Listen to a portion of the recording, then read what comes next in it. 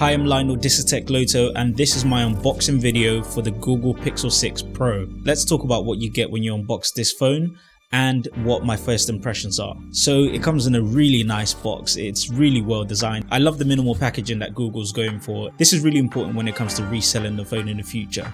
Now this is where the minimalism can go a bit too far, because you don't have a plug anymore. You just have a USB, and thank goodness they've given us a USB adapter so that if you have other traditional USB cables, you can actually use it to connect to this phone and to your laptop. It makes a massive difference, and I end up using that cable for so many other things. But let's talk about the phone itself. It's a minimal design, but it can almost be a bit too minimal. I don't know if I'm used to seeing phones that have 3 or 4 cameras displayed on a square box behind it, but to me this phone looks really simple and understated.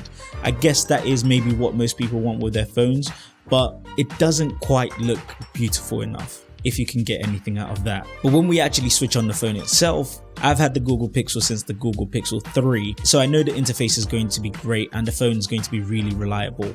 But where this phone truly stands out for most users, if you're going to buy this phone, apart from the really useful features, the main thing you should be looking at is the camera. The camera can do so much.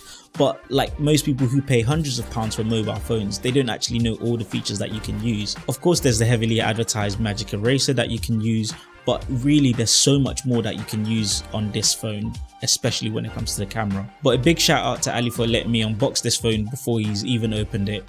Thank you very much for watching. Hope you found this video helpful.